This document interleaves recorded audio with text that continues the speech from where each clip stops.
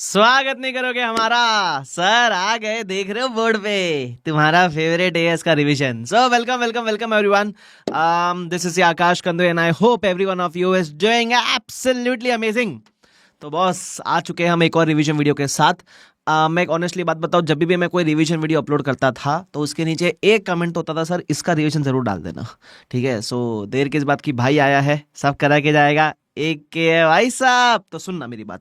तो इस प्यारे से वीडियो में हम इस AS22 का कंप्लीट डिटेल्ड रिवीजन करेंगे। जब मैं रिवाइज कराऊंगा तो हमेशा की तरह मैं कंसेप्ट्स तो कराऊंगा ही, साथ में बढ़िया बढ़िया क्वेश्चंस भी कराऊंगा। तो it will be a good and solid revision of concepts plus questions. ठीक है, प्लीज ये वीडियो को लास्ट तक देखना। मैं ये बता रहा हूं कि अगर आपको इस एएस से डर लगता है, मेरी गारंटी है ये लेक्चर देखने के बाद आपके लिए as one of the easiest as बन जाएगा। ठीक है, it will be one of the easiest topic.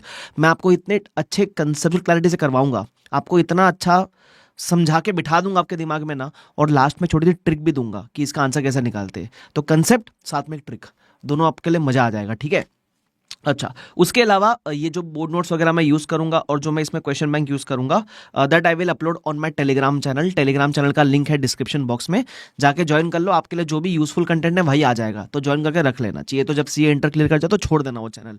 क्या अभी जब तक सीए इंटर में हो तब तक जो भी रेलिवेंट कंटेंट आपको मिलता हुआ रहेगा, वरना आप बोलोगे सर मेरे से मिस हो गया। ठीक है, चलो, सो ये रही कुछ इनिशियल बातें। Now without wasting any time, let's start the revision of AS22 accounting for taxes on income in 3, 2, 1 and go. सबसे पहले इस एएस का बेसिक फंडामेंटल समझो। ये एएस किस पे फोकस कर रहा है? आपको आपका शेड्यूल 3 पता है? शेड्यूल 3 में अपन प्रॉफिट एंड लॉस बनाते हैं। इसमें पता है एक आइटम होता है टैक्स एक्सपेंस, है ना? वो टैक्स एक्सपेंस के आइटम में दो चीजें होती है, एक होता है करंट टैक्स, एक होता है डिफर्ड टैक्स। बस इन दोनों की बातें AS22 करेगा। आधे लोगों को पता ही नहीं है बातें किसकी चल रही है। तो ये जो टैक्स एक्सपेंस है ना, उसके दो हिस्से होते हैं, करंट टैक्स, डिफर्ड टैक्स। ये दोनों की बातें AS22 करेगा। ठीक है, तो देखो मैंने लिखा भी है कि जब हम बोलते हैं accounting for taxes on income, कौन से टैक्सेस? करंट टैक्स की बात भी करेगा, डिफर्ड टैक्स की बात भी करेगा। काफी लोग को लगता है सिर्फ डिफर्ड टैक्स की बात करता है, ये नहीं, ये दोनों की बातें करेगा। ठीक है, अब नॉर्मली हम जब कोई भी एएस पढ़ते हैं तो बहुत सारी थियरी होती है, यहां ज्यादा एग्जांपल पे फोकस करना। ठीक है, सबसे पहले एग्जांपल नंबर 1 इस एएस का बेसिक फंडा समझाता हूं। ठीक है, मान लो हमारा फर्स्ट ईयर है 25-26। ठीक है, अब आपने अगर थोड़ा टैक्सेशन के बारे में पढ़ा है तो आपको एक चीज तो पता रहेगी कि बुक्स ऑफ अकाउंट्स जिस लॉजिक से बनते हैं, या बुक्स ऑफ अकाउंट्स बनाने में हम जो कंसेप्ट फॉलो करते हैं वो है मेनली अक्रूवल। ठीक है, अक्रू हुआ तो खर्चा बुक करो, अक्रू हुआ तो इनकम बुक करो। लेकिन जब आप टैक्सेशन की बुक्स बनाते हो, कि गवर्नमेंट असेस करती है ना कि आपको कितने प्रॉफिट पे कितना टैक्स भरना है, तो टैक्सेशन की बुक्स बनाते समय हम अक्रूवल फॉलो नहीं करते। टैक्सेशन के अपने खुद के कुछ रूल्स हैं। अब क्योंकि बुक्स ऑफ अकाउंट्स किसी और रूल से बन रहा है और टैक्सेशन में कोई और रूल्स दिया हुआ है, ये दोनों के रूल्स अलग है, तो इसकी वजह से दोनों का प्रॉफिट भी अलग अलग आ जाता है। ठीक है, अब जब दोनों का प्रॉफिट अलग आएगा, तो जब दोनों के प्रॉफिट पे आप टैक्स निकालोगे, वो टैक्स भी अलग अलग आते हैं। ठीक है, अब मैं आपको समझाने का ट्राई करता हूं। मान लो बुक्स ऑफ अकाउंट्स बना रहे, रेवेन्यू 1000 करोड़ का है, एक्सपेंस 700 करोड़ का है, तो आपका प्रॉफिट बिफोर टैक्स है 300 करोड़ का। यहां रुक जाना। अब टैक्स की बात करते हैं। अब टैक्स में क्या हुआ, ऐसा कोई एक एक्सपेंस था जो आपने अक्रू तो हुआ, लेकिन आपने उसका पेमेंट नहीं किया था। अब टैक्सेशन वाला बोलता है भाई पेमेंट नहीं किया, क्लेम करने नहीं देंगे वो खर्चा। जब पेमेंट करोगे तब क्लेम कर लेना, आज क्लेम करने नहीं देंगे। तो टैक्सेशन ने आपको वो 100 करोड़ वाला खर्चा डिसअलाउ कर दिया। उसकी वजह से टैक्सेशन में आपका एक्सपेंसिव 600 करोड़ पे दिखेगा, तो प्रॉफिट आ गया 400 करोड़। अब टैक्सेशन वाला बोलता है भाई तुमने अकाउंट्स में क्या किया उससे हमको फर्क नहीं पड़ता है, हम तुमसे टैक्स तो इस 400 पे लेंगे। तो हमने कैलकुलेट किया कि टैक्स एट द 30% इस 400 पे आया 120 करोड़। अब जब मैं अकाउंट्स में बुक करूंगा तो मैं अकाउंट्स में 120 नहीं दिखा सकता। क्यों? अकाउंट्स में अक्रूवल फॉलो हो रहा है। अब here comes the concept of matching concept. जब आपके हर एक आइटम अक्रूवल पे है तो आपका टैक्स भी अक्रूवल पे कैलकुलेट होना चाहिए, जो अक्रूड प्रॉफिट है उस पे कैलकुलेट होना चाहिए। तो अब यहां दो प्रॉफिट के दो अलग टैक्स निकल गए। एक जो आपने टैक्सेशन प्रॉफिट पे निकाला वो टैक्स, और एक जो आपने अक्रूड प्रॉफिट पे निकाला वो टैक्स। ठीक है, मैं इस एग्जांपल में ज्यादा समय ले रहा हूं बिकॉज ये इंपॉर्टेंट है, ध्यान से सुनना। तो अब आपका अक्रूड वाला टैक्स आ गया 90 और आपका पेमेंट वाला टैक्स आ गया 120। अब मेरी बात ध्यान से सुनना, इन दोनों टर्म का मतलब बता रहा हूं। What is the meaning of current tax? जो टैक्सेशन वाले प्रॉफिट पे आप टैक्स पे करते हो, जो टैक्सेशन के प्रॉफिट पे आप टैक्स पे करते हो, current tax. Second, what is deferred tax? Deferred tax is nothing but the difference between tax accrued and tax paid. It is nothing but the difference between tax accrued and tax paid. मतलब आपका accrue हुआ 90 CR का, पे किया 120 CR, ये दोनों का difference है डिफर्ड टैक्स। ये हुआ लॉजिक। करंट टैक्स क्या होता है? वापस से जो मेरे को टैक्सेशन प्रॉफिट पे टैक्स पे करना है। डिफर्ड टैक्स क्या हुआ? जो टैक्स अक्रू हुआ और जो टैक्स पे करोगे उसके बीच का फर्क। लॉजिक क्लियर हुआ क्या? पहले वो लिखा रखा है मेरे नीचे, टेंशन मत लेना। लॉजिक क्लियर हुआ? Yes sir. अच्छा, अब मैं डिफर्ड टैक्स की चीजें बताऊं उसके पहले सुनना। अगर ये फर्स्ट ईयर में कंपनी को एंट्री मारनी होती टैक्स की, तो एंट्री कैसे मारता? तो वो ऐसे एंट्री मारता, टैक्स एक्सपेंस अक्रू कितना हो रहा है वो जाएगा पीएनएल में, तो 90 अक्रू हुआ, तो बोलता tax expense profit and loss account debit 90 CR. But payment कितना किया है? 120 का, क्योंकि टैक्सेशन को तो रियल में पेमेंट 120 का गया है ना, तो हम बोलेंगे टू कैश बैंक 120। जो डिफरेंस है एक तरीके से it is like a prepaid expense. Why prepaid expense? आपका जो टैक्स का खर्चा है 90 था, आपने ज्यादा पे कर दिया ना, तो आज अक्रू जितना हुआ उससे जब ऊपर पे करते हो तो उसको अपन प्रीपेड एक्सपेंस ही तो बोलते थे बचपन में। बस इस प्रीपेड एक्सपेंस को इन्होंने नामकरण करके बोल दिया डिफर्ड टैक्स असेट। क्या बोल दिया? Deferred tax asset. समझा? तो ये जो डिफर्ड टैक्स असेट है it is like a prepaid expense. ठीक है सर, लायबिलिटी कब होता है वो सब मैं नीचे बात करूंगा, पहले कंसेप्ट समझ लो। ठीक है चलो, अब मैं ईयर 2 में आता हूं, इस सेम एग्जांपल के अंदर ईयर 2 में देखने का ट्राई करना। मान लो ईयर 2 में रेवेन्यू वही 1000 करोड़ से, एक्सपेंस 700 करोड़ से, पीबीटी 300 करोड़ है, तो टैक्स अक्रू कितना हो गया? 90 सीआर का। अब मैं टैक्सेशन की बुक्स में आया, ये ईयर 2 है, याद है वो प्रीवियस वाला 100 डिसअलाउ किया था। मैं अच्छा कंपनी हूं, मैंने वो 100 करोड़ का पेमेंट कर दिया, रियल में जो भी एक्सपेंस था उसका पेमेंट कर दिया, तो टैक्स वाले ने मुझे ये साल में वो खर्चा अलाउ कर दिया। तो टैक्सेशन में मैं जो एक्सपेंस क्लेम करूंगा वो 700 नहीं, वो इस बार 800 होगा। तो मेरा पीबीटी 200 आया, मुझे टैक्स अभी पे कितना करना है? 60। ठीक है, तो अगर आप इसकी भी एंट्री मारोगे तो जितना अक्रू होगा वो जाएगा पीएनएल में, तो बोले कि tax expense account debit 90 to cash bank 60। अब अक्रू ज्यादा हुआ, पे कम किया, तो बाकी डिफरेंस जो आपने डीटीए क्रिएट किया था ना वो यहां रिवर्स हो जाएगा। It is like prepaid expense. जो प्रीपेड एक्सपेंस आपने क्रिएट किया फर्स्ट ईयर में वो सेकंड ईयर में जाके रिवर्स हो जाता है ना, सेम जो डीटी आपने क्रिएट किया वो सेकंड ईयर में जाके रिवर्स हो जाता है। मतलब ये जो डिफरेंस होता है ना between the taxation books and accounts books, ये समय समय की बात है, एक समय के बाद वो डिफरेंस रिवर्स हो ही जाता है। जैसे यहां फर्स्ट ईयर में डिफरेंस आया, वो सेम डिफरेंस सेकंड ईयर में रिवर्स भी हो गया। इसलिए ऐसे डिफरेंस को टाइमिंग डिफरेंस बोलते हैं, और हर टाइमिंग डिफरेंस पे डिफर्ड टैक्स क्रिएट होता है। ये डिफर्ड टैक्स का लॉजिक बताया। जब एग्जाम में डिफर्ड टैक्स क्रिएट करना होगा तो वो डिफर्ड टैक्स असेट है या डिफर्ड टैक्स लाइबिलिटी है, उसका एक शॉर्टकट दूंगा मैं आपको। ठीक है, आप यहां टेंशन मत लो कि मुझे कैसे मालूम पड़ेगा डीटी ए है कि डीटी एल है, डिफर्ड टैक्स असेट है कि डिफर्ड टैक्स लाइबिलिटी है, शॉर्टकट है मेरे पास। बट आपको मेन कंसेप्ट समझ में आया क्या? अरे मगज में आया क्या? पक्का आया ना? तो जो डिफर्ड टैक्स आप क्रिएट करोगे वो अगले साल या किसी ना किसी आगे आने वाले साल में रिवर्स हो ही जाता है। ठीक है, ये मेरा एग्जांपल हो गया। ये एग्जांपल सिर्फ समझने के पॉइंट ऑफ व्यू से था। अब जो एग्जांपल में मैंने समझा उसकी समरी दे दी कि करंट टैक्स क्या होता है, जो अपने को टैक्स पे करना है टू टैक्सेशन अथॉरिटी, मतलब टैक्सेबल प्रॉफिट पर जो टैक्स निकालते हैं उसको बोलते हैं करंट टैक्स। डिफर्ड टैक्स क्या होता है? Difference between tax accrued and tax paid. ठीक है, अच्छा ये तो लॉजिक हुआ। डिफर्ड टैक्स जब क्वेश्चन में निकालोगे तो ऐसे नहीं निकालेंगे, ऐसे नहीं निकालेंगे, किसी और तरीके से निकालेंगे, वो देखते तरीका क्या है। एनीवेज, अच्छा ये जो मैंने ऊपर एंट्री मारी ना, रियल लाइफ में करंट टैक्स की और डिफर्ड टैक्स की एंट्री अलग अलग होती है। तो अगर ईयर 1 की बात करूं तो ईयर 1 में करंट टैक्स कितना था मेरा? 120। तो उसकी एंट्री पता है क्या होती? Current tax expense to cash bank, ये उसकी एंट्री होती है 120 120। ठीक है, डिफर्ड टैक्स की एंट्री क्या होती है सर? तो इस केस में डिफर्ड टैक्स असेट था ना, तो डिफर्ड टैक्स असेट क्रिएट करने के लिए आप असेट को डेबिट करोगे और सेकंड डिफेक्ट जाएगा पीएनएल के अंदर, तो deferred tax asset to PNL 30 30। अब इसका मतलब अगर मैं शेड्यूल 3 में लिखने जाऊंगा टैक्स एक्सपेंस, तो टैक्स एक्सपेंस के दो हिस्से होते हैं, एक मां के दो बेटे, एक करंट टैक्स है डिफर्ड टैक्स। करंट टैक्स 120 है बराबर, क्योंकि प्रॉफिट एंड लॉस डेबिट किया था ना, तो एक्सपेंस साइड में पॉजिटिव दिखेगा।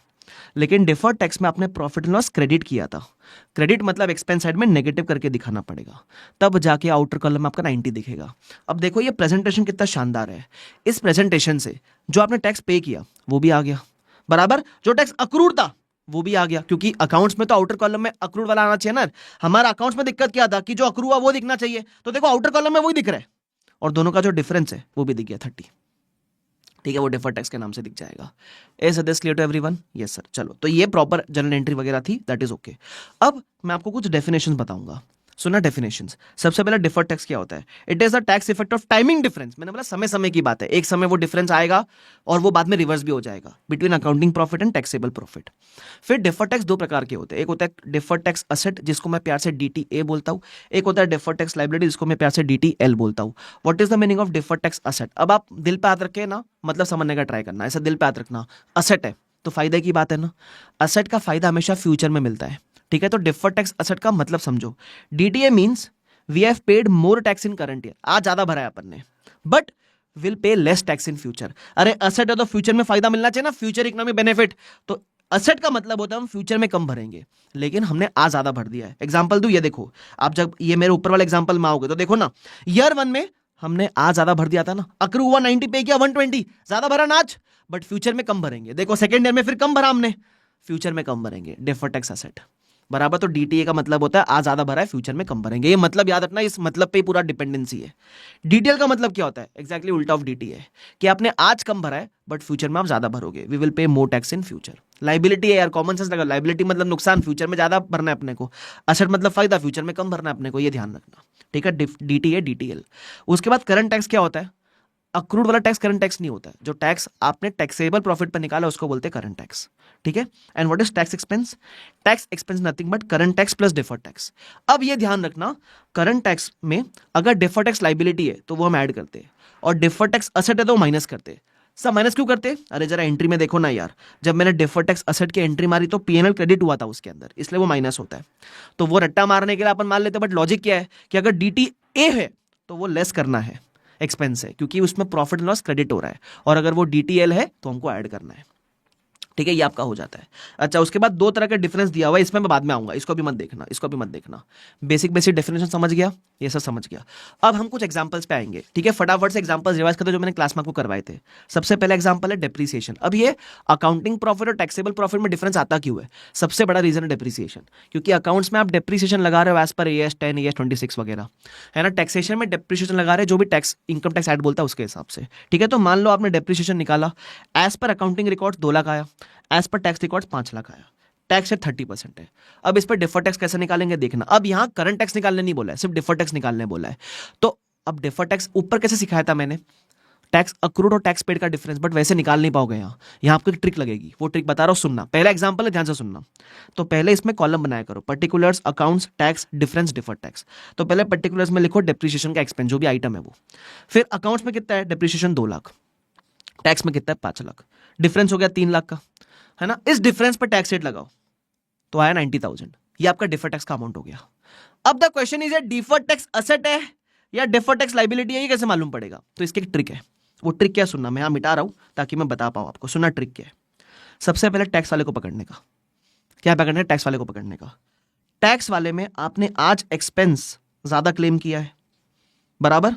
अगर आपने आज एक्सपेंस ज्यादा लिया है तो आज का प्रॉफिट कम आएगा, आज का प्रॉफिट कम आएगा तो आज का टैक्स भी कम आएगा। आज का, अरे यार एक्सपेंस ज्यादा है तो प्रॉफिट कम है, प्रॉफिट कम है तो टैक्स कम भरोगे ना यार, है ना। अगर आज टैक्स कम भरा है तो फ्यूचर में ज्यादा भरोगे ना यार, फ्यूचर में ज्यादा भरोगे। अरे दुनिया का दस्तूर है कर्मा, आज कम भरा है तो फ्यूचर में ज्यादा भरना पड़ेगा। अब अगर आज कम भरा है और फ्यूचर में ज्यादा भरोगे तो फ्यूचर में आपको नुकसान है ना। तो डीटीएल याद है, डीटीएल का डेफिनेशन मैंने बोला था ना, डेफिनेशन समझ के ले लेना। जब आप आज कम भर रहे हो और फ्यूचर में ज्यादा भरना है, डीटीएल। ये एक्सरसाइज आप हर क्वेश्चन में करो, आपके ना कोई रॉन्ग हो सकता है ही नहीं, मैं आपको हर जगह करवाऊंगा। सबको समझा डिटेल कैसे आया? वापस से, मेरा आज टैक्स में एक्सपेंस ज्यादा है, एक्सपेंस ज्यादा तो प्रॉफिट कम है, प्रॉफिट कम है तो आज टैक्स कम आएगा, आज टैक्स कम है तो फ्यूचर में ज्यादा भरना है, फ्यूचर में ज्यादा भरना है तो DTL. Entry will be profit and loss to DTL, क्योंकि लाइबिलिटी क्रिएट करने के लिए क्रेडिट करते हैं, तो टू डीटीएल और डेबिट करना प्रॉफिट एंड लॉस, ऐसा। चलो और एग्जांपल करते हैं, इधर आओ। Preliminary expense amount 30,000, full expense allowed in accounts, मतलब एक अकाउंट्स में आज तुमको एक्सपेंस अलाउ कर दिया। In tax it is unamortised. What is the meaning of unamortised? Unamortised मतलब आज टैक्स में अलाउ नहीं किया है, फ्यूचर में अलाउ करेंगे। Not allowed in current year but will be allowed in future. ये जो ग्रीन में लिखा है वो एग्जाम में लिखा हुआ नहीं रहेगा, सिर्फ ये लिख के छोड़ देगा। अनएमोटाइज्ड का मतलब समझ लेना कि टैक्स में अलाउ नहीं किया है, सिंपल, ठीक है। अब कैलकुलेट डिफर्ड टैक्स, वापस से कॉलम बनाओ, particulars, accounts, tax, difference, deferred tax. अब टैक्स वाले को पकड़ने का, टैक्स वाले को पकड़ने का, ठीक है। अच्छा, टैक्स वाले में इट इज एक्सपेंस, क्या हमने खर्चा क्लेम किया? नहीं किया सर, तो आपका एक्सपेंस है टैक्स में कम।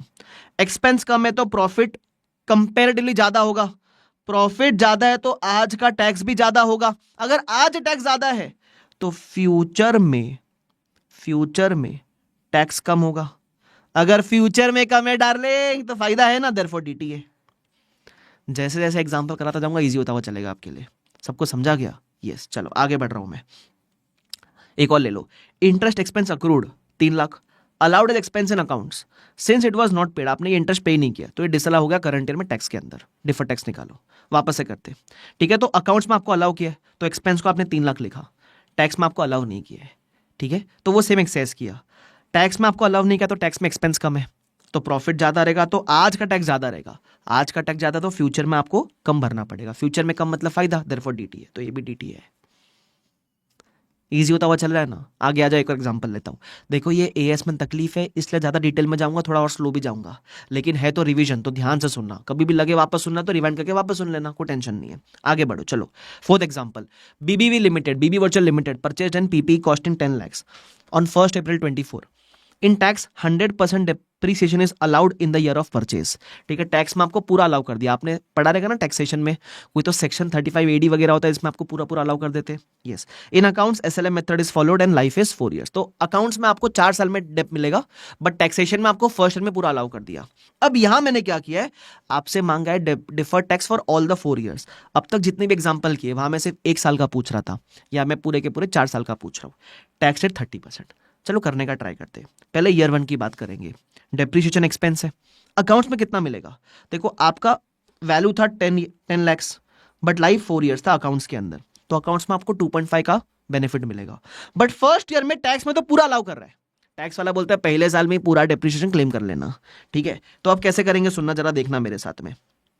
टैक्सेशन में आज आपका एक्सपेंस ज्यादा है तो आज आपका प्रॉफिट कम होगा, अगर प्रॉफिट आज कम है तो आज का टैक्स भी कम होगा, अगर आज का टैक्स कम है तो फ्यूचर में टैक्स ज्यादा होगा ना यार, और फ्यूचर में ज्यादा टैक्स मतलब लाइबिलिटी ना, तो देयरफॉर डीटीएल। डीटीएल हो रहा है सिंपल क्या? यस, ये तो ईयर 1 था। अब ईयर 2 में आते हैं। ईयर 2 में लिखा डेप्रीसिएशन, अकाउंट्स में तो ईयर 2 में भी 2.5 अलाउ करेगा, अकाउंट्स में 4 साल तक 2.5 2.5 2.5 2.5 मिलने वाला है। What about tax? टैक्स में अलाउ नहीं करेगा, टैक्स में येड़ी की तरह 10 lakhs मत लिख देना ओ भाइयों, टैक्स में पूरा पहले साल में अलाउ कर दिया तो सेकंड थर्ड और फोर्थ ईयर में कुछ अलाउ नहीं करेगा आपको अभी, तो टैक्स में हो गया नील। ठीक है, तो अब टैक्स में क्या करोगे सुनना मेरी बात ध्यान से जरा। टैक्स में आपने एक्सपेंस क्लेम नहीं किया है तो कंपेयर टू अकाउंट्स आपका एक्सपेंस कम है, तो आज आपका प्रॉफिट ज्यादा होगा, आज प्रॉफिट ज्यादा है तो आज का टैक्स भी ज्यादा होगा, अगर आज का टैक्स ज्यादा है तो फ्यूचर में कम होगा, और फ्यूचर में कम है मतलब डीटी है। लेकिन लेकिन लेकिन अब सुनना, अगर सेम आइटम पे आप ईयर 2 में आते हो, अगर आप सेम आइटम पे ईयर 2 में आ जाते हो, ठीक है, जैसे डेप्रीशिएशन ईयर 1 के बाद अपन ईयर 2 में आए हैं बराबर, तो जब आप ईयर 2 में आते हो तो don't use the word DTA. आप देखना ईयर 1 में क्या क्रिएट किया था, आपने ईयर 1 में डीटीएल क्रिएट किया था ना, तो यहां डीटीए वर्ड यूज करने के बदले आप यूज करोगे द वर्ड डीटीएल रिवर्सल। काफी बच्चों को समझता ही नहीं है कि आईसीआई के मॉडल में काफी जगह डीटीएल रिवर्सल यूज किया है, काफी जगह क्या यूज किया है। अब ये डीटीएल रिवर्सल कब यूज करना है वापस बता रहा हूं, ध्यान से सुनना। अगर आपने ईयर 1 में डीटीएल क्रिएट किया है और इसी आइटम में आप जब शॉर्टकट से गए तो आपको डीटीए आ रहा है, तो डीटीए मत क्रिएट करो, जो पुराना डीटीएल है पहले उसको उल्टा करो, उसको रिवर्स करो, तो मैं डीटीएल रिवर्सल लिखूंगा ऐसा। ठीक है, अच्छा ये शॉर्टकट की तरह एक तरीके से, जैसे हम बोलते हैं ना फ्यूचर में कम, तो एक्चुअली यही वो फ्यूचर है जिसकी हम बात कर रहे हैं, बट वो सब टेक्निकलिटी में मत जाओ, कंफ्यूजन हो जाएगा। तो बस ये मेरा जो लॉजिक है वो ध्यान रखना, लॉजिक के पर्पज से लेना। ठीक है, सबको समझा जाएगा। चलो एक बार ईयर 3 में भी आते। ईयर 3 में क्या हुआ सुनना, सेम चीज, अकाउंट्स में आपने 2.5 क्लेम किया, टैक्स में आपने क्लेम नहीं किया, तो टैक्स में एक्सपेंस कम है, प्रॉफिट ज्यादा, टैक्स भी ज्यादा होगा, टैक्स आ जाता है तो फ्यूचर में कम होगा। अरे यही वो फ्यूचर है, लेकिन एनीवे छोड़ो, तो फ्यूचर में कम मतलब डीटीए, लेकिन don't use the word DTA. आपने पहले डीटीएल क्रिएट किया था ना, तो डीटीएल रिवर्सल लिखो।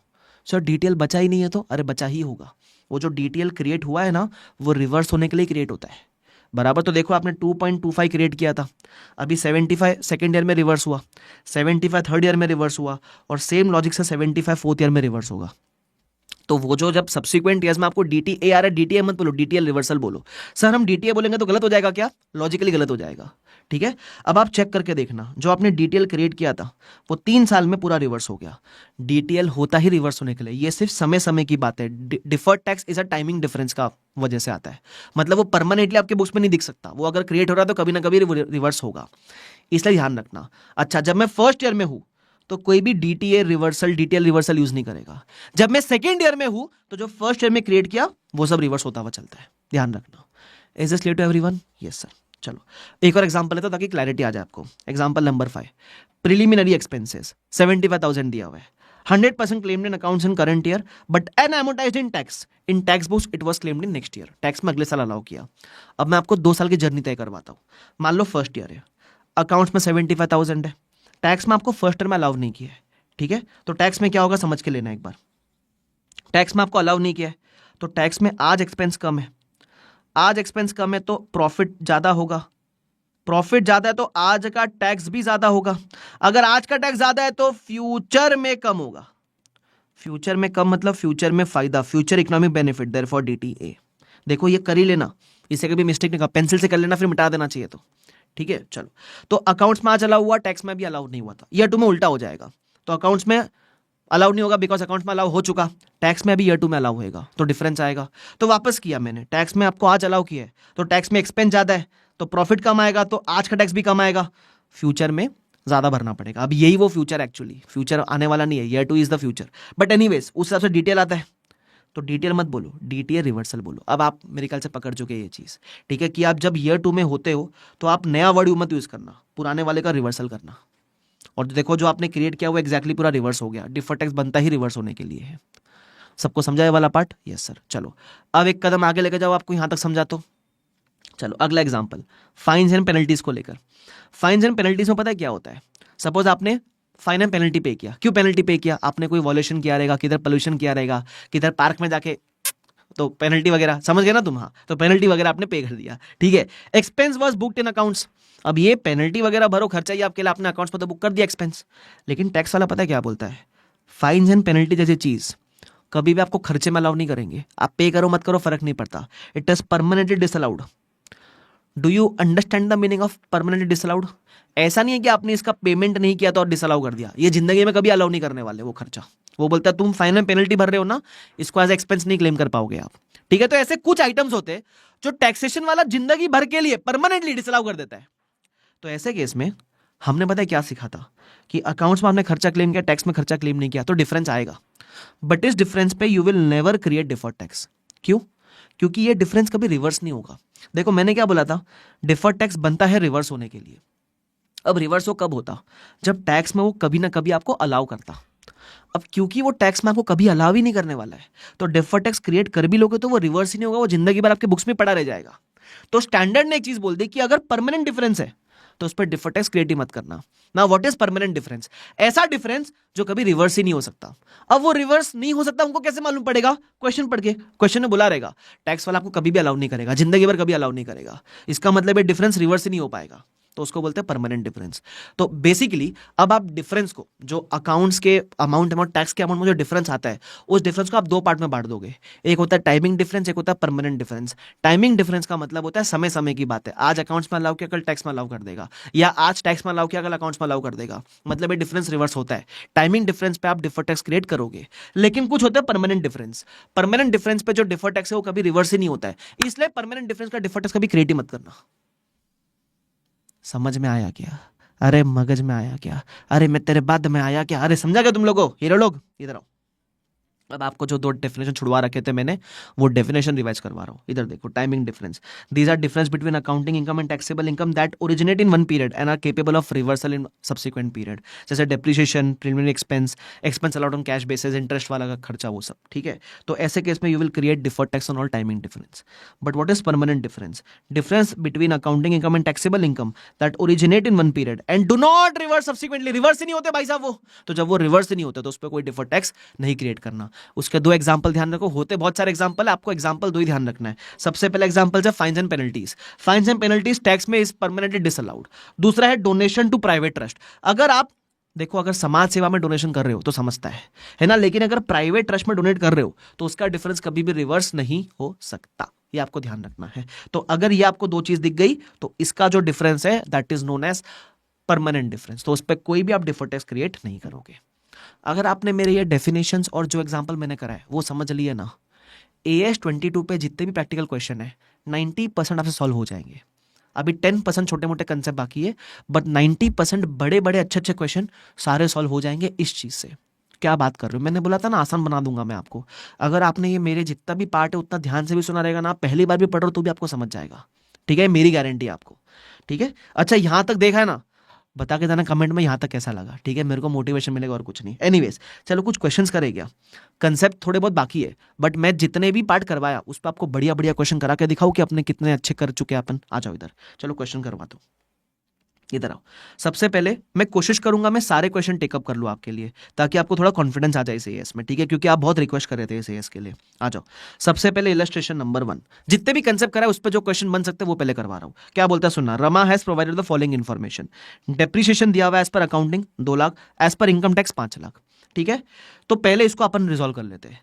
तो मैंने क्या किया देखो, बड़ा सिंपल सा मैंने लिख दिया डेप्रिसिएशन एज पर अकाउंट्स, किधर गया भाई, आजा, हाँ, अकाउंट्स में 2 लाख है, टैक्स में 5 लाख है, डिफरेंस 3 लाख का है, 50% का रेट है तो डिफर टैक्स 1,50,000 है। अब द क्वेश्चन इज डीटीए है कि डीटीएल है, तो सिंपल है, टैक्स में आपने खर्चा ज्यादा लिखा है, खर्चा ज्यादा है तो प्रॉफिट कम होगा, प्रॉफिट कम है तो आज का टैक्स भी कम आएगा, आज टैक्स कम भरा है तो फ्यूचर में ज्यादा, फ्यूचर में ज्यादा मतलब लाइबिलिटी, तो डीटीएल। तो ये जो डिफरेंस है इसको टाइमिंग डिफरेंस बोलना और डीटीएल लिख देना, दैट्स इट, इजी है, इजी है। आगे, unamortised preliminary expense as per tax record, what is the meaning of unamortised as per tax record, मतलब टैक्स में बेनिफिट नहीं लिया है, मतलब टैक्स में बेनिफिट नहीं लिया, अकाउंट्स में ले लिया है। तो देखो मैंने लिखा, अकाउंट्स में you have claimed expense of 30,000, tax में आपने एक्सपेंस क्लेम नहीं किया है, ठीक है, सिंपल। अब टैक्स में एक्सपेंस क्लेम नहीं किया तो एक्सपेंस कम है तो प्रॉफिट ज्यादा होगा, प्रॉफिट ज्यादा तो आज का टैक्स ज्यादा होगा, आज ज्यादा भरा है तो फ्यूचर में कम भरोगे, मतलब फ्यूचर में फायदा है, तो डीटीए। तो एक आइटम पे डीटीएल है, दूसरे आइटम पे डीटीए है, स्टैंडर्ड बोलता है नेट ऑफ करके लिख सकते हो। तो 1,50,000 का डीटीएल था, 15 का डीटीए था, 1,35,000 का नेट डीटीएल आप लिख सकते हो। The question is over, illustration number 1 is खत्म। अच्छा, एग्जैक्टली सेम टू सेम है इलस्ट्रेशन नंबर 7, तो वो भी आप देख सकते हो, एग्जैक्टली सेम है, सिर्फ अमाउंट्स अलग है, बाकी सेम क्वेश्चन है। तो illustration number 7 you can directly do in homework, ठीक है, प्रैक्टिस के लिए आप कर सकते हो, मैंने लिखा भी है सेम एज इलस्ट्रेशन नंबर 1, ठीक है। चलो अगला जो क्वेश्चन हम कर सकते हैं दैट इज इलस्ट्रेशन नंबर 4, 2 और 3 बाद में कराऊंगा, पहले 4 कर लेते हैं, ठीक है। It is a very good important question, LDR मैंने मार्क किया हुआ है, प्लीज ध्यान से देखना क्या बोलता है। ओमेगा कोई प्रोजेक्ट वगैरह कर रहा है, 3 साल में कंप्लीट होगा, ठीक है। बोलता है it recognises revenue from this contracts on percentage completion method, ये AS7 आपको आता रहेगा तो समझा रहेगा what is percentage completion method, basically revenue book करने का तरीका है, उस हिसाब से अपन रेवेन्यू बुक करते हैं। इन द फाइनेंशियल स्टेटमेंट्स, मतलब अकाउंट्स में आप ऐसे रेवेन्यू बुक कर रहे हो, ईयर 1 में 11 लाख बुक किया, ईयर 2 में 16 बुक किया, ईयर 3 में 21 बुक किया, okay. What about income tax, income tax में आप 7,18,000 और 23 बुक कर रहे हो, मतलब इनकम टैक्स में अलग रेवेन्यू बुक हो रहा है, अकाउंट्स में अलग रेवेन्यू बुक हो रहा है। जब आप टोटल करोगे तो टोटल अक्रॉस 3 इयर्स दोनों में सेम बुक हो रहा है, टोटल अक्रॉस 3 इयर्स दोनों में सेम बुक हो रहा है, बट समय समय की बात है, ईयर की बात है। एनीवेज, इनकम टैक्स रेट 35% है, calculate the amount of deferred tax, सिर्फ डिफर्ड टैक्स मांगा है आपसे। अब कैसे निकालेंगे सुन लो, शांति से करने का। सबसे पहले ईयर 1, अकाउंट्स में रेवेन्यू ईयर 1 में 11 लाख था, टैक्स में इट वाज 7 लाख।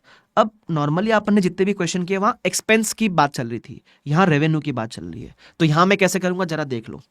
टैक्स में आपने रेवेन्यू कम लिया है, मतलब आपकी इनकम कम है।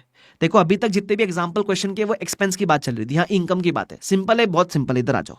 तो टैक्स में इनकम कम ली है, जब इनकम कम लिया है तो प्रॉफिट भी कम आएगा, अगर प्रॉफिट कम है तो आपने आज टैक्स कम भरा होगा, और अगर आज टैक्स कम भरा है तो फ्यूचर में ज्यादा, और फ्यूचर में ज्यादा मतलब डीटीएल। तो देखो डीटीएल आपने क्रिएट किया है। अच्छा ईयर 2 में आ जाते हैं, ईयर 2 में अकाउंट्स में रेवेन्यू 16 लाख से, ये क्वेश्चन में दिया हुआ है, टैक्स में 18 लाख से, मतलब टैक्स में आज रेवेन्यू ज्यादा है तो इनकम ज्यादा तो प्रॉफिट ज्यादा, प्रॉफिट ज्यादा तो आज का टैक्स ज्यादा, आज ज्यादा भरोगे तो फ्यूचर में कम भरना पड़ेगा, फ्यूचर में कम मतलब फायदा, तो डीटीए। लेकिन ये ईयर 2 में हो, वेरी गुड, अब डीटीए नहीं बोलेंगे, बताया था ना, अगर सेम आइटम पे ईयर 2 में आते हो तो डीटीए मत बोलना, वेरी गुड, डीटीएल का रिवर्सल बोलेंगे। ऐसा सेम चीज अपन ने ईयर 3 में की है, ठीक है, कि सेम ईयर 3 में भी डीटीए आता है बट डीटीए नहीं, डीटीएल रिवर्सल बोलो। अब आप ध्यान से देखोगे तो जो डीटीएल आपने क्रिएट किया था वो पूरा रिवर्स भी हो चुका है। 1,40,000 हमने क्रिएट किया था, 70 सेकंड ईयर में रिवर्स हुआ, 70 थर्ड ईयर में रिवर्स हुआ, खत्म, एवरीथिंग इज नलिफाइड। इसी को तो बोलते हैं टाइमिंग डिफरेंस, समय समय की बात है भाई। Is this clear to everyone guys? Yes sir. तो इलस्ट्रेशन नंबर कौन सा अपन ने किया अभी? 4 किया। मजा आया? मजा आ गया सर। वो बोलते राहुल गांधी जी मजा आया। चलो अब आएंगे इलस्ट्रेशन नंबर 8 पे। 8 इज वेरी सिंपल, क्वेश्चन नहीं पढ़ाता हूं, सीधा सा दिखा देता हूं। एक जीएसटी एक्सपेंस है, अक्रू हुआ है लेकिन हमने पे नहीं किया है, तो अक्रू हुआ है तो अकाउंट्स में तो अलाउ कर दिया, टैक्स में अलाउ नहीं किया, तो डिफरेंस आएगा। तो देखो कैसे करेंगे अपन, इसको मैं लिख के दिखा रहा हूं आपको। अगर आपने जीएसटी एक्सपेंस टैक्स में अब तक क्लेम नहीं किया तो एक्सपेंस कम है, एक्सपेंस कम है तो प्रॉफिट आज ज्यादा होगा, प्रॉफिट ज्यादा है तो आज आपने टैक्स ज्यादा भरा होगा, आज ज्यादा भरोगे तो फ्यूचर में कम भरना है, फ्यूचर में कम मतलब future economic benefit, therefore DTA. Simple, खत्म। Illustration number 8 is over. क्या आप लोग को यहां तक समझ रहा है क्या? Yes sir. थोड़े एडवांस क्वेश्चंस पे लेके जाओ ना सर। क्वेश्चन 2 करे, आ जाओ। ये बढ़िया शानदार क्वेश्चन ना जो भी करवाने वाला हूं ना, question number 2, it is a very good question, please have a look here.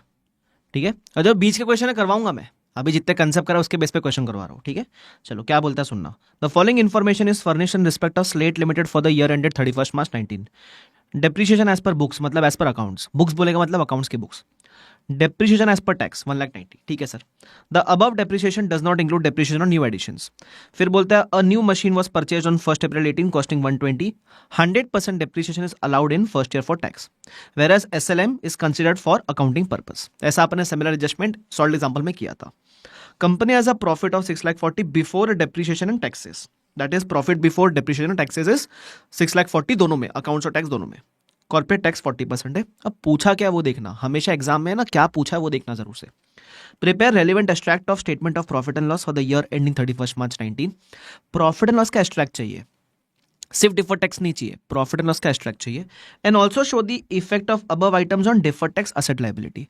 Deferred tax तो चाहिए, साथ में प्रॉफिट एंड लॉस का एक्सट्रैक्ट चाहिए। जब भी प्रॉफिट एंड लॉस का एक्सट्रैक्ट मांगेगा तो वो एक्सट्रैक्ट एज पर आपको अकाउंट्स देना है। ठीक है, चलो अब मैं करने का दिखाता हूं आपको कैसे करेंगे। सबसे पहले मैं अकाउंट्स में क्या बनाऊंगा देख लो जरा।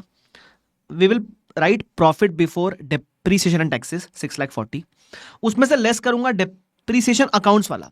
अब अकाउंट्स के कितने डेप्रीसिएशन है, एक तो ये है 2,80,000 का, उसके अलावा कौन सा है, उसके अलावा है ये 1,20,000, बट अकाउंट्स में हम 4 ईयर्स में चार्ज करेंगे तो डिवाइड बाय 4 करना, 30,000 हो जाएगा। तो 2,80,000 प्लस 30, ये आपका हो गया डेप्रीसिएशन, मिला प्रॉफिट बिफोर टैक्स। फिर हम लेस करते हैं टैक्स एक्सपेंस। टैक्स एक्सपेंस में 2 होता है, एक होता है करंट टैक्स, एक होता है डिफर्ड टैक्स।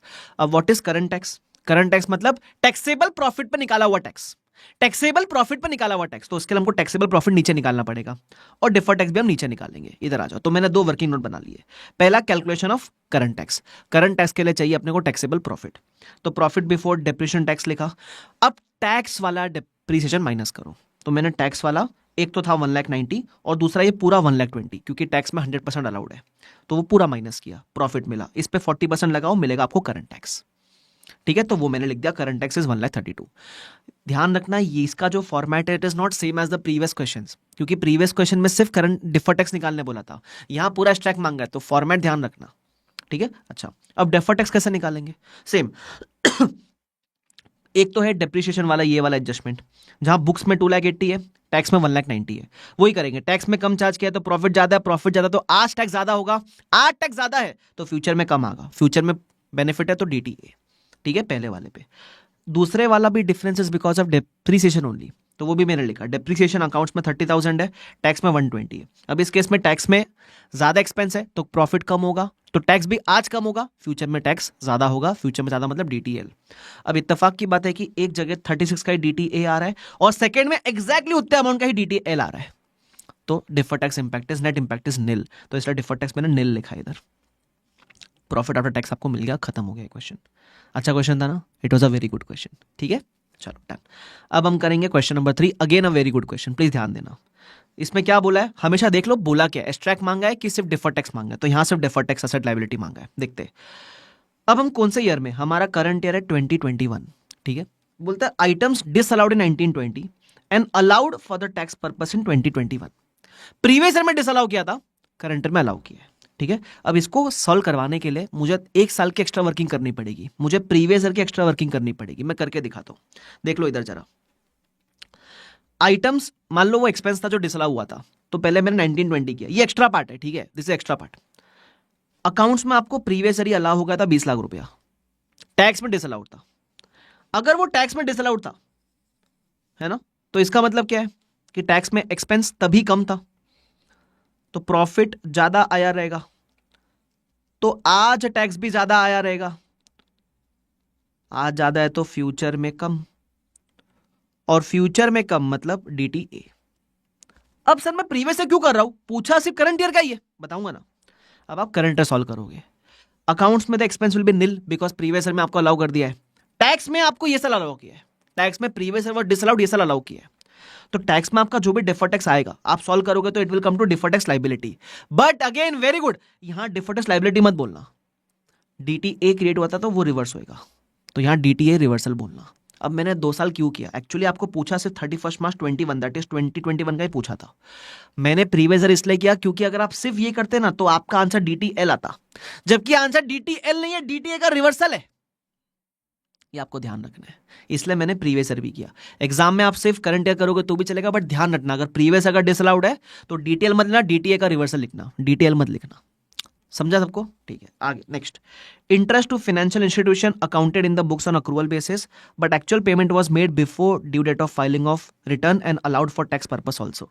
मतलब इंटरेस्ट आपने अकाउंट्स में भी बुक कर लिया और पेमेंट कर दिया था आपने ड्यू डेट के पहले, तो टैक्स में आपको अलाउ कर दिया। अरे जब दोनों जगह आपको अलाउ कर दिया तो डिफरेंस आएगा ही नहीं, तो there is no difference, there is no deferred tax.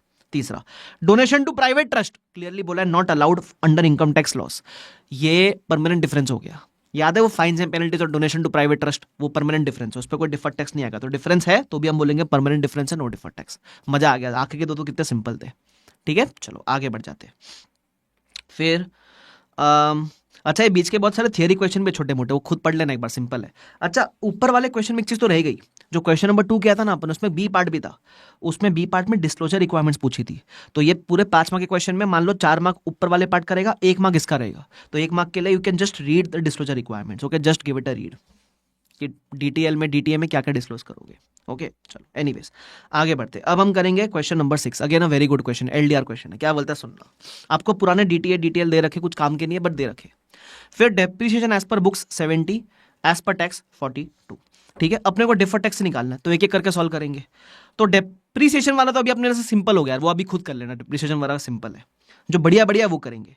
Expense disallowed in 1920 and allowed in 2021, अभी हमारा करंट ईयर 2021 है, तो करंट ईयर निकालने के लिए पहले प्रीवियस ईयर में देखो क्या था, फिर करंट ईयर में उसका रिवर्सल करेंगे, बराबर क्या। तो प्रीवियस ईयर में अगर इस क्वेश्चन को सॉल्व करोगे तो डीटीए था, करंट ईयर में उसका रिवर्सल आएगा, same as the question number 3 which we did. आगे फिर है share issue expense allowed under section 35D for the year 2021, 1/10 of 70 lakhs incurred in 1920। अब इसमें क्या था सुनना, थोड़ा डिटेलिंग किया मैंने इसके अंदर। 1920 में कोई खर्चा था जो अकाउंट्स में पूरा अलाउ हो गया था, टैक्स में बोला है पूरा अलाउ नहीं करेंगे, 1/10 करके अलाउ करेंगे। तो प्रीवियस ईयर टैक्स में आपको सिर्फ 1/10 अलाउ हुआ था। ठीक है, तो जो भी था प्रीवियस ईयर में डीटीए क्रिएट हुआ, अगर आप सॉल्व करोगे शॉर्टकट से तो डीटीए आएगा आपको। पूछा प्रीवियस ईयर का ही नहीं, करंट ईयर का पूछा है। अब क्योंकि अकाउंट्स में पूरा अलाउ हो चुका तो करंट ईयर में कुछ अलाउ नहीं होगा, बिकॉज प्रीवियस ईयर में पूरा अलाउ कर दिया था। टैक्स में 1/10 हर साल अलाउ करेगा 10 साल तक, 1/10 1/10 1/10 1/10 हर साल 10 साल तक अलाउ करेगा ये। ठीक है, तो टैक्स में आज भी 7 लाख अलाउ किया, डिफरेंस आएगा। ठीक है, इसको सॉल्व करोगे तो डीटीएल निकलता है, बट डीटीएल मत बोलना क्योंकि आप सेकंड ईयर में हो, तो जो फर्स्ट ईयर में क्रिएट हुआ उसका रिवर्सल होगा, तो हम डीटीए रिवर्सल बोलेंगे ऐसा। तो इसमें शेयर इशू वाला पार्ट अच्छा है। ठीक है, उसके बाद है repairs to plant and machinery were made 140 lakhs and were spread over period current year and next year 21 and 22, ऐसे 2 साल में स्प्रेड अक्रॉस किया इक्वली इन द बुक्स मतलब अकाउंट्स में। However entire expenditure was allowed for income tax purpose, income tax में आपको पूरा आज ही अलाउ कर दिया, सिंपल है।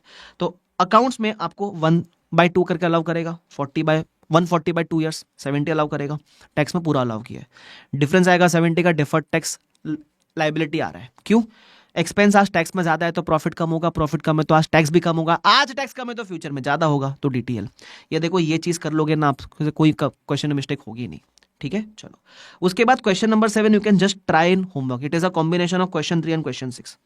खुद कुछ प्रैक्टिस करो ना, बस इसमें एक लाइन ऐड कर देना, ये जो सी वाला पॉइंट है ना, interest paid to NBFC accounted in the books on accrual but paid on 30 June 23।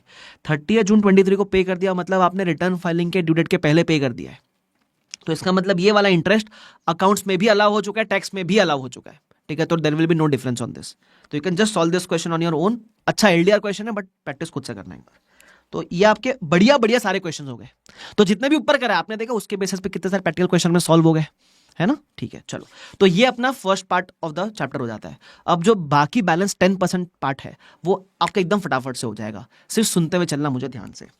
The next point is deferred tax asset on carry forward loss and unabsorbed depreciation. अब होता क्या है, कैरी फॉरवर्ड लॉस का मतलब क्या होता है, आपने अगर टैक्सेशन में पढ़ा रहेगा तो अगर आपको ईयर 1 में लॉस आता है है ना, और ईयर 2 में प्रॉफिट आता है, तो ईयर 1 के लॉस को ईयर 2 के प्रॉफिट से एडजस्ट करके आप उतना टैक्स कम भर सकते हो।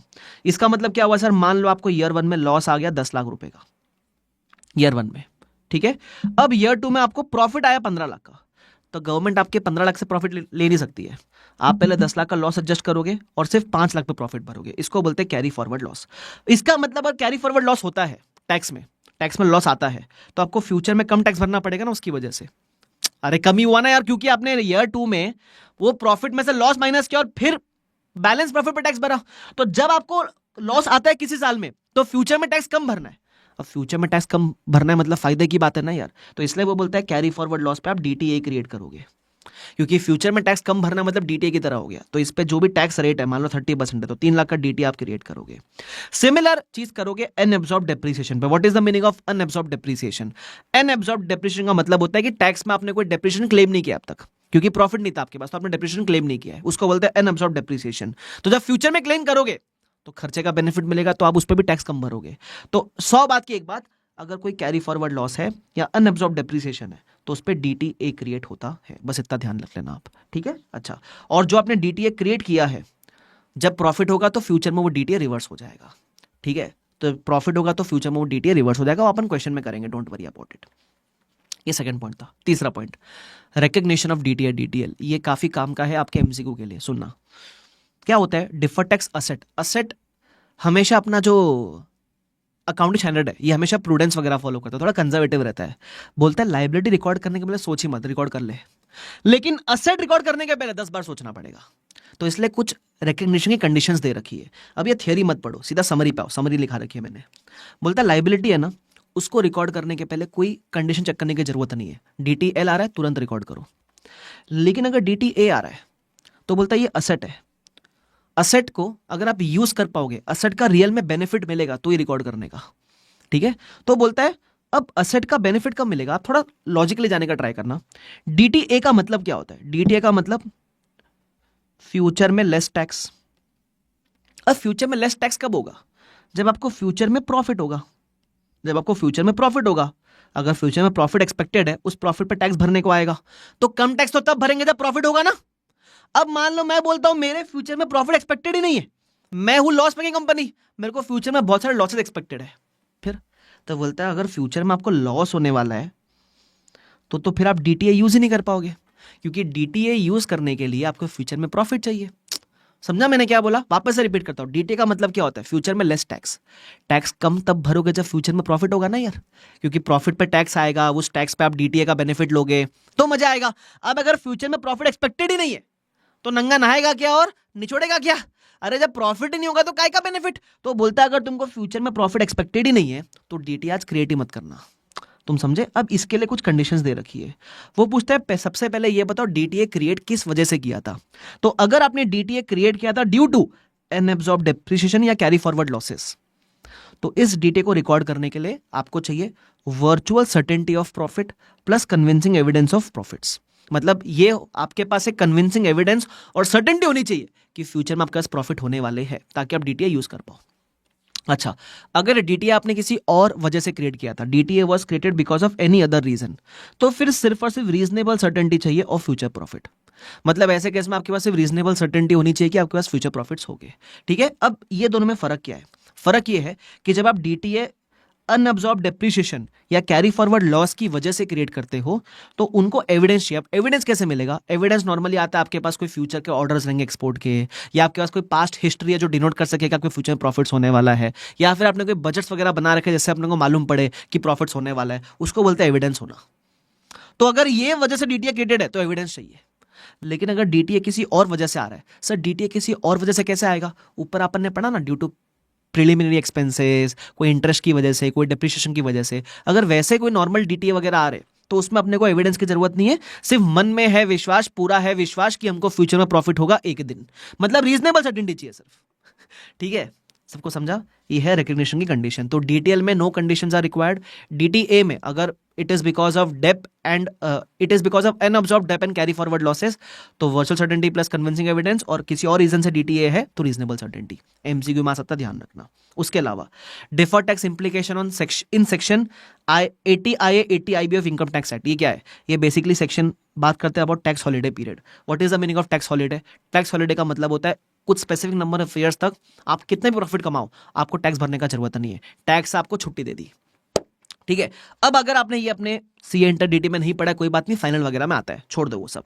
अब इसमें एक चीज सिंपल सी बोली गई है कि अगर आपका कोई भी डीटी है या DTL, it can be DTA, it can be DTL, अगर कोई डीटीए डीटीएल अराइज हो रहा है ड्यूरिंग टैक्स हॉलिडे पीरियड, तो उसको क्रिएट करेगी नहीं करे, वो बोलता है उसका रिवर्सल चेक करना। मान ले अभी मेरा डीटीए 100 का क्रिएट हो रहा है ईयर 1 में, 150 का क्रिएट हो रहा है ईयर 2 में।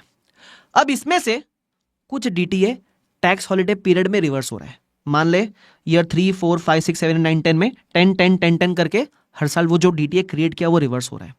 तो स्टैंडर्ड सिंपल सी चीज बोलता है, जो डीटीए टैक्स हॉलिडे में ही क्रिएट होकर रिवर्स हो रहा है, तो टैक्स हॉलिडे में रिवर्स हो रहा है तो बेनिफिट ले नहीं पाओगे ना यार। जो डिफर्ड टैक्स हॉलिडे में रिवर्स हो रहा है वो किसी काम का ही नहीं है, तो उतना डीटीए रिकॉर्ड भी मत करना, उतना डिफर्ड टैक्स रिकॉर्ड भी मत करना। वापस से बता रहा हूं, जैसे मान लो मेरा डिफर्ड टैक्स 150 और 100 आ रहा था, बराबर, लेकिन इसमें से 80 तो टैक्स हॉलिडे में रिवर्स हो रहा है, तो जो टैक्स हॉलिडे में ही क्रिएट होकर टैक्स हॉलिडे में ही रिवर्स हो रहा है उसको क्रिएट ही मत करना, उसको क्रिएट ही मत करना। वापस से, जो टैक्स हॉलिडे में ही क्रिएट होकर टैक्स हॉलिडे में ही रिवर्स हो रहा है उसको क्रिएट ही मत करना। तो इसमें से टोटल 250 में से 80 तो यही रिवर्स हो जाएगा, तो उसको क्रिएट ही नहीं करना है। तो हम क्रिएट सिर्फ 20 और 150, टोटल 170 क्रिएट करेंगे। अब ये 80 कहां से एडजस्ट करने का? जो डिफर्ड टैक्स पहला है उसमें से एडजस्ट करने का, मतलब 100 मत क्रिएट करना, सिर्फ 20 क्रिएट करना और ये 150 क्रिएट करना।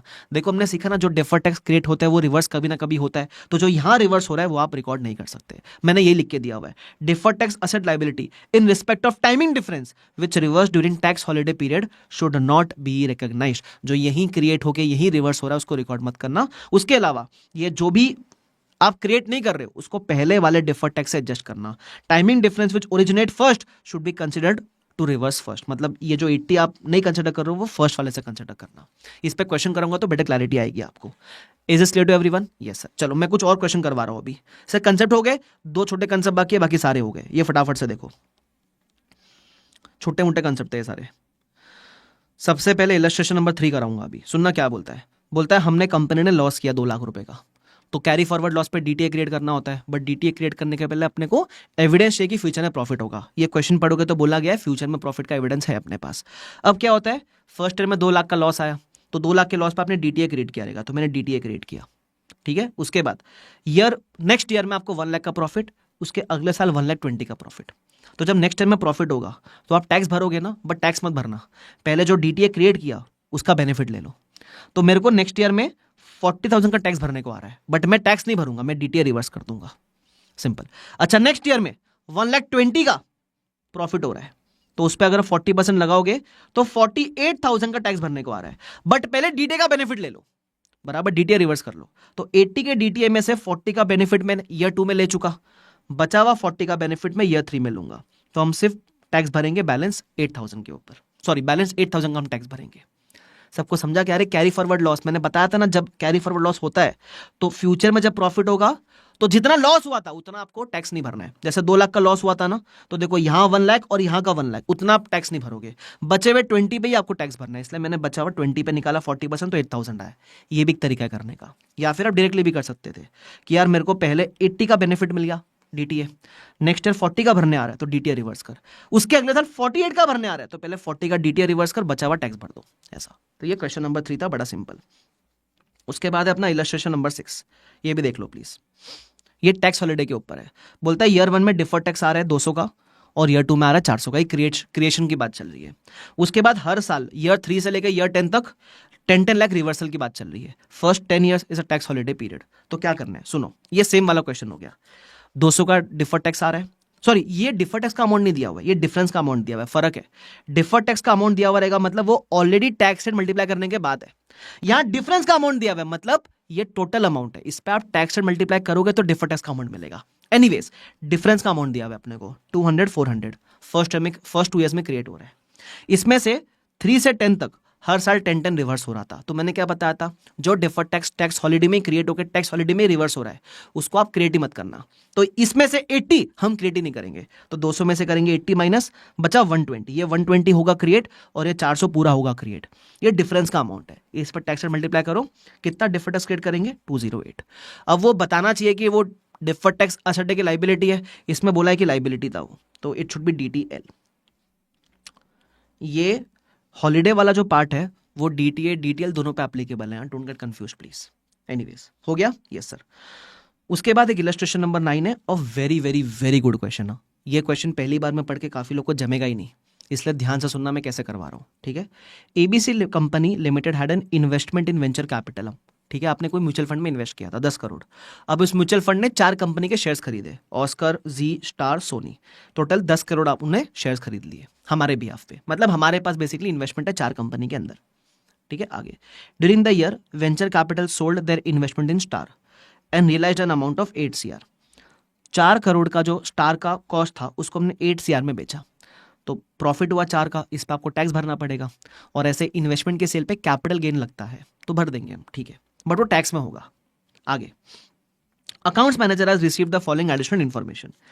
8 crores have been deducted from the cost of investment and the carrying amount of investment is 2 CR. What is the meaning of this? ये सबसे इंपॉर्टेंट है। बोलता है अकाउंट्स में हमने जो 8 CR का सेलिंग प्राइस है वो सिर्फ स्टार से एडजस्ट नहीं किया है, वो चारों कंपनी से एडजस्ट किया है। सर क्या ये सही है गलत है? चलेगा, कोई दिक्कत नहीं है। क्यों? क्योंकि हमने एक्चुअली डायरेक्टली 4 कंपनी में इन्वेस्ट नहीं किया है, हमने तो एक वेंचर कैपिटल में इन्वेस्ट किया है, बराबर। तो ये जो 8 CR हमको मिला है वो हमने सिर्फ स्टार से एडजस्ट नहीं किया है। हमने बोला 10 CR की कॉस्ट थी, उसमें से 8 CR हमको मिल गया, बचा कैरिंग अमाउंट 2 CR का। वैसा बोला हुआ है कि 8 CR has been deducted from the cost of investment and the carrying amount of investment is 2 CR। ठीक है सर, तो अकाउंट्स में कुछ और चल रहा है, टैक्स में कुछ और चल रहा है। अगर मैं समरी में बात करूं तो टैक्सेशन में आपका 4 का प्रॉफिट आया ना, अकाउंट्स में देयर इज नो प्रॉफिट, क्योंकि आपने उसको कॉस्ट से एडजस्ट किया, तो प्रॉफिट ही नहीं अकाउंट्स के अंदर। एनीवेज, कंपनी हैड टू पे a capital gain tax at the rate 20% on the net sale consideration of 4 CR। जैसे मैंने बताया, टैक्स में प्रॉफिट हुआ तो टैक्स में आपको भरना पड़ेगा capital gain. Due to COVID the remaining startups are not performing well. जो बाकी 3 कंपनियां अच्छा परफॉर्म नहीं कर रही है। Venture capital is monitoring the situation and if required they will provide impairment loss. मतलब फ्यूचर में कोई प्रॉफिट एक्सपेक्टेड नहीं है। इसका बेसिक यही मतलब है कि फ्यूचर में प्रॉफिट का डाउटफुल है, सर्टेनिटी नहीं है फ्यूचर में प्रॉफिट का। ये क्यों दिया रहेगा?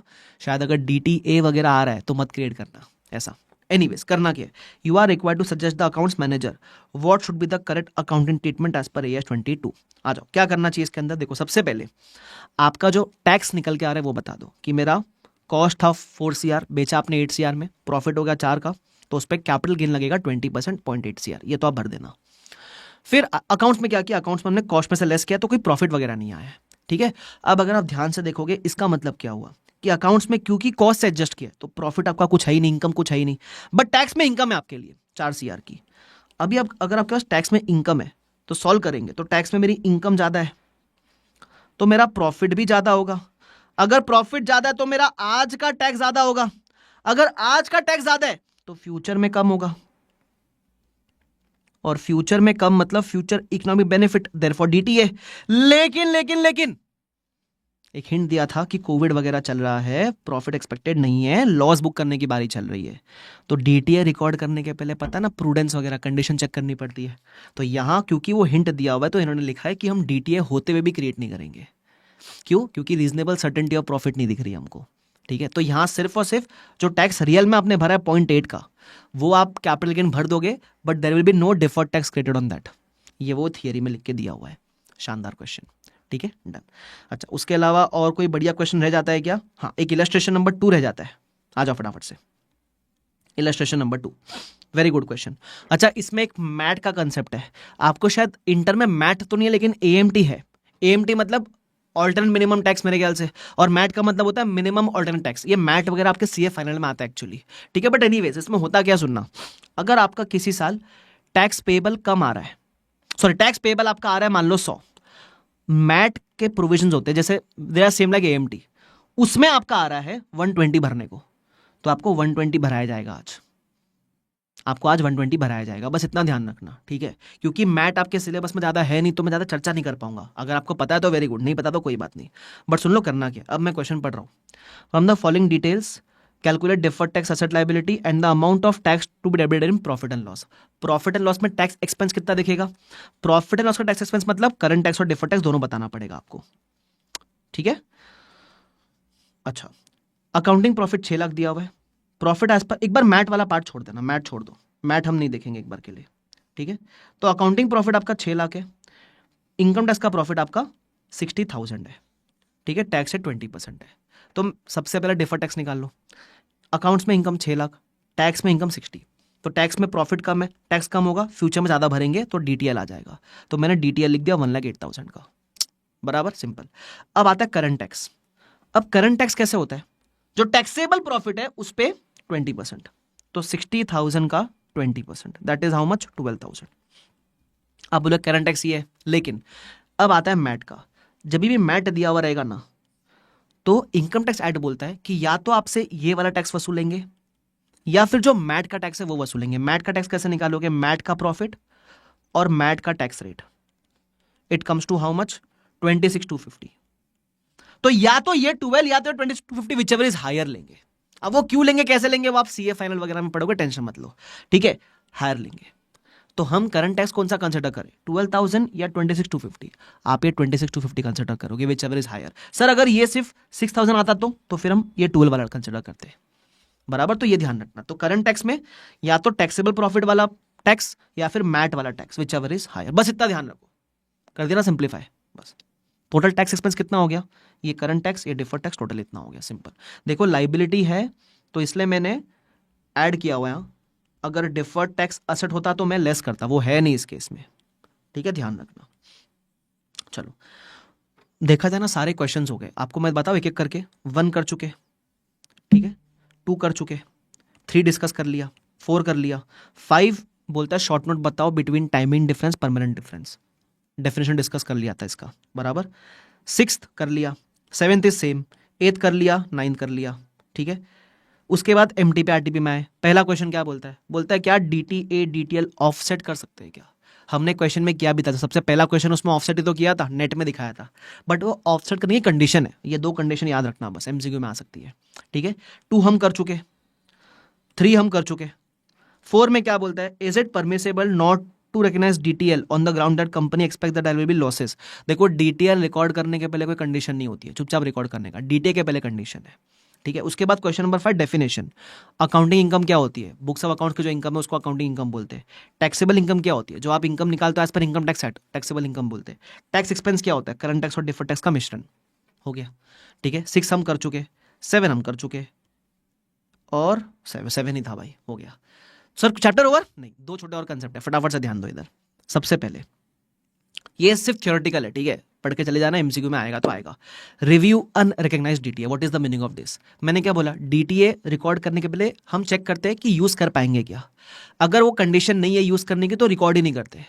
तो जो डीटीए अनरिकॉर्डेड है उसको हर साल रिव्यू करना कि आज उसको रिकॉर्ड कर सकते हैं क्या, आज उसको रिकॉर्ड कर सकते हैं क्या। देखो हमने डीटीए रिकॉर्ड क्यों नहीं किया था? क्योंकि हमको फ्यूचर में प्रॉफिट का सर्टेनिटी नहीं था। मान लो नेक्स्ट ईयर वो सर्टेनिटी अराइज हो गई, अब लगता है कि प्रॉफिट हो सकता है, तो जो रिकॉर्ड डीटीए नहीं किया था वो आप रिकॉर्ड कर लेना, है ना। थ्योरेटिकल पॉइंट है और कुछ नहीं। उसके अलावा ये इंपॉर्टेंट है, ये किसी क्वेश्चन में भी आ सकता है। Tax rate for current tax and deferred tax. जब आप करंट टैक्स क्रिएट करते हो तो कौन सा रेट यूज करना है? मान लो हम 24-25 में खड़े हैं, तो जो रेट इस साल को एप्लीकेबल है वो रेट यूज करना।